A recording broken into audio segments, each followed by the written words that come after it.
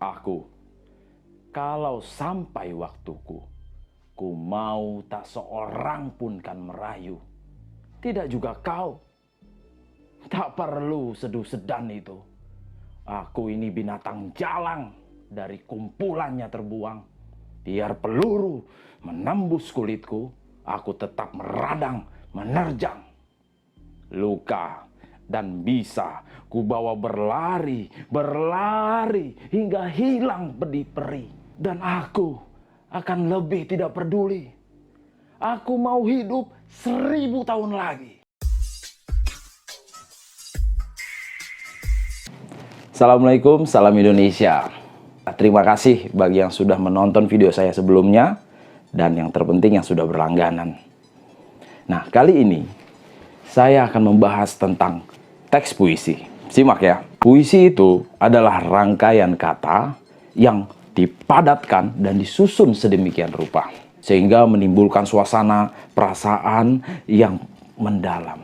Ini yang membedakan puisi dengan teks-teks yang lain, khususnya teks prosa. Untuk mendalami puisi, kita harus tahu 3 poin dulu. Yang pertama, poinnya adalah ide dasar atau tema. Nah, ide dasar atau tema itu adalah yang mendasari pembuatan puisi. Sifat tema 3. Yang pertama, mengacu kepada si penyairnya sendiri. Latar belakang kehidupan sosialnya, ide-idenya, gagasan-gagasannya. Objektif. Objektif itu adalah semua pembaca dapat menafsirkannya bersama-sama. Terus yang ketiga, lugas, yaitu bersifat denotatif. Jadi bagi yang baca pertama langsung tahu bahwa ini temanya ini. Macam-macam tema tuh banyak. Ada religius, ada kemanusiaan, ada patriotik, ada cinta tanah air, ada cinta kasih, dan banyak sekali tema yang lainnya. Nah, selain tema, kita harus tahu nada dan suasana puisi. Nada itu berbeda ya sama nada di musik. Nada di puisi itu yang antara lain adalah ada protes nadanya, ada menggurui, juga nada memberontak, dan nada yang serius, sungguh-sungguh, memelas, meminta belas kasih. Ada juga nada takut, mencekam, dan lain sebagainya. Perasaan dalam puisi, karena puisi itu diciptakan si penyairnya dengan perasaan, tentu kita bisa merasakan perasaan yang ada di dalam puisi itu. Perasaan itu bisa kita rasakan apabila kita mengucapkannya secara bersuara atau deklamasi.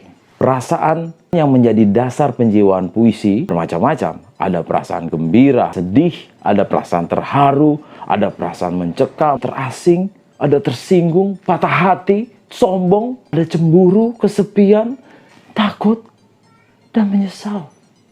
Ketiga adalah amanat atau amanah juga. Sama saja. Merupakan kesan yang ditangkap oleh pembaca puisi setelah melakukan pembacaannya. Sikap dan pengalaman si pembaca itu sangat berpengaruh pada amanat puisi. Karena cara menyimpulkan amanat puisi itu berkaitan dengan sudut pandang pembaca terhadap suatu hal. Setelah kita memahami puisi, kita harus tahu loh cara membaca puisi. Cara membaca puisi itu pertama, vokal. Berhubungan dengan kejelasan pelafalan. Semua kata dan suku kata sesuai kaidah pelafalan masing-masing bahasa.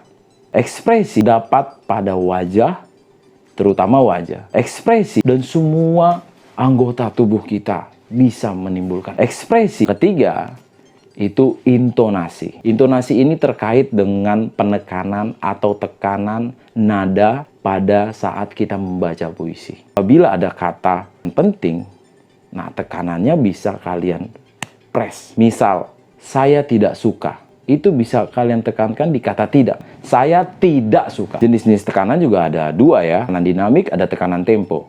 Dinamik ditekan, lalu ada yang tempo, dibuat iramanya. Dalam membaca puisi, itu ada jenis-jenisnya.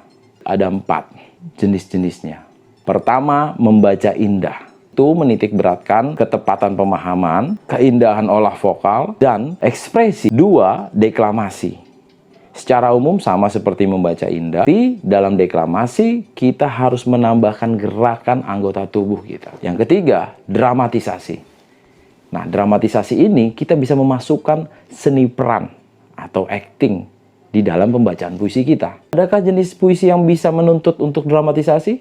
ada puisinya itu adalah jenis puisi balada, biasanya panjang. Banyak terdapat di karya puisinya W.S. Rendra. Yang keempat, musikalisasi puisi. Itu adalah membaca puisi disertai iringan musik. Jadi bukan membuat lagu. Kita tetap membaca puisi dengan jenis-jenis membaca puisi ditambah dengan iringan musik di belakangnya. Gimana sih kita bisa mendapatkan buku-buku kumpulan puisi? Saya ada beberapa buku kumpulan puisi yang saya pilih untuk video ini.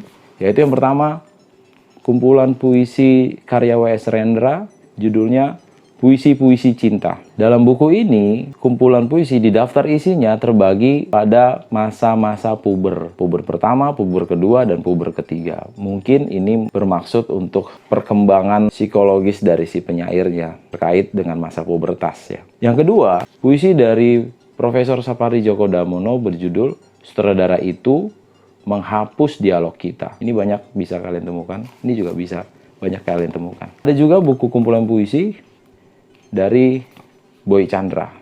Judulnya Ku Ajak Kau ke Hutan dan Tersesat Berdua. Ini ada 3 buku kumpulan puisi. Ciri khasnya mungkin tidak terlalu tebal isinya. Ingat karena puisi isinya pempadatan kata ya. Sampulnya ya sangat artistik tentunya. Ada seperti ini ya. Ku Ajak Kau ke Hutan ya ada gambar seperti hutan dan berdua. Nah ini hampir sama dengan ilustrasi dari teksnya. Dan ini kalau puisi-puisi cinta mungkin gambar jam ya. Seperti gambar sayap ya. Dengan gradasi warna biru.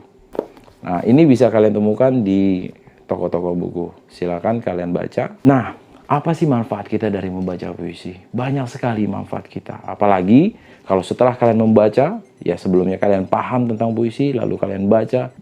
Yang terbaik adalah kalian bisa analisis puisi. Puisi itu dapat menghaluskan perasaan kita. Kita bisa paham tentang empati, simpati. Sekaligus kita juga bisa peka terhadap lingkungan sekitar kita.